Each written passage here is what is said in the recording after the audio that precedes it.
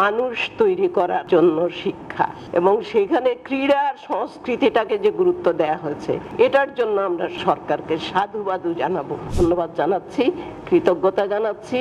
সরকার শিক্ষা বান্ধব, শিক্ষার্থী বান্ধব একটা বাজেট করেছেন বলে সামাজিক সুরক্ষা, এটা যদি সঠিকভাবে বাস্তবায়ন না হয় তাহলে it could B A populist policy, যেটা সুদূর প্রসারী একটা প্রভাব থাকবে, কিন্তু বাস্তবায়নটা যদি ঠিক মতো না হয়।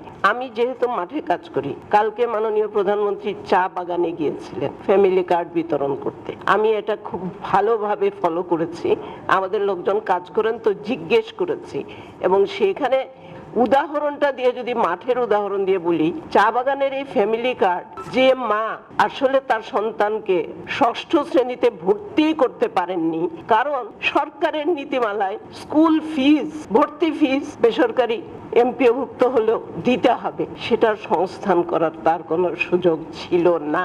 এবার তিনি আশা করছেন যে তার সন্তানকে তিনি, যেহেতু ফ্যামিলি কার্ডে তার একটা ভাতা মিলবে, সেখান থেকে তিনি দিতে পারবেন। মাঠের এই অভিজ্ঞতাগুলো যদি আমরা দেখি, তাহলে সঠিক যদি টার্গেটিংটা হয় তাহলে এটার সুদূর প্রসারী প্রভাব পড়বেই।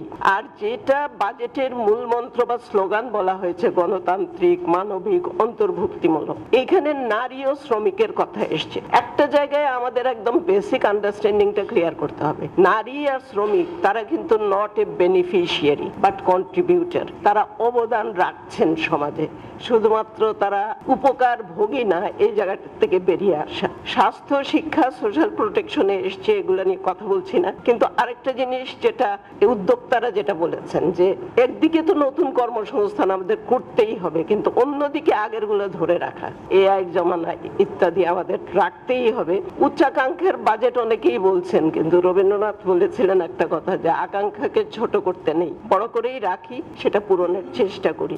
একটা জিনিস যেটা উল্লেখ করতেই হবে, আসেনি, আলোচনায় আসা উচিত আমি মনে করি, সেটা হলো যে মানুষ তৈরি করার জন্য শিক্ষা, এবং সেখানে ক্রীড়া আর সংস্কৃতিটাকে যে গুরুত্ব দেয়া হয়েছে, এটার জন্য আমরা সরকারকে সাধুবাদু জানাবো। আমরা অনেক ছোট কাল থেকেই দেখেছি যে পরিবারে সুস্থ সংস্কৃতির চর্চা হয়, সেই পরিবারের সন্তান মাদকাসক্ত হয় না, সেই পরিবারের সন্তান কিশোর গ্যাঙ্গে যাবে না। অতএব এই ক্রীড়া সংস্কৃতির উপরে যে জোরটা দেওয়া হয়েছে, সেটার জন্য আমরা সাধুবাদ জানাইব, এবং মানবিক মূল্যবোধটা তুলে ধরার জন্য পিছিয়ে রাখা জনগোষ্ঠী, পিছিয়ে পড়া না, আসলে তো পিছিয়ে রাখা হয়েছে, এলাকা ভিত্তিক যদি টার্গেটিং গুলা করা হয়, যে বাস্তবায়নে বাজেট, যেমন আরবান পুয়ার প্রায় বাদ পড়ে যায়, গ্রামীণ দরিদ্ররা, এদের দিকেও দৃষ্টি দেয়া আমাদের সবকিছুর মধ্যে। যেমন আমি উদাহরণ দিয়ে বলবো, থার্ড জেন্ডার যাদেরকে আমরা বলি, হিজড়ারা, তারা বলেছেন যে আমরা যেটা চাই প্রশিক্ষণ, সেটা না দিয়ে আমাদেরকে কৃষি, ছোট উদ্যোক্তা ইত্যাদি, কেন আমরা তো বিউটি পার্লারের উপরে প্রশিক্ষণ চাই, একেবারে স্ট্রেট কাট কথা বলেছেন। এই চাহিদা ভিত্তিক বিষয়গুলো যদি নিয়ে আসা যায়, যখন বাজেট আপনারা করবেন মানে বাস্তবায়নে, সেখানে একটা কথা না বললেই নয়, একটা তৃতীয় ভাষার উপরে জোর দেওয়ার কথা বলা হয়েছে। আমাদের মিডিয়ার বন্ধুরাও জানেন, যারা সবাই জানেন, একাডেমিকরা, আসলে আমাদের সন্তানেরা তো বাংলা, ইংরেজি ভাষাই শিখতে পারছে না, এটা তো আমাদের ন্যাশনাল স্টুডেন্ট অ্যাসেসমেন্টে আসছে। সেই জন্য তৃতীয় ভাষার উপরে জোরটা দেওয়া পোস্ট প্রাইমারিতে ঠিক আছে, কিন্তু সেটা কোন ভাষা হবে, উদ্দেশ্য, লক্ষ্যটা আমাদের ঠিক রাখতে হবে। একদিকে হচ্ছে আমাদের চাহিদা, আরেকটা হচ্ছে বিশ্ববাজারের চাহিদা। সেখানে চাইনিজ আসতে পারে, সেখানে আরবি আসতে পারে, যেহেতু মিডল ইস্টে আমরা কর্মসংস্থানের ব্যবস্থা করতে চাই। এই বিষয়গুলো যেন সুনির্দিষ্ট করা হয়, যখন শিক্ষায় এই তৃতীয় ভাষার জন্য একটা বরাদ্দ আসবে সেখানে।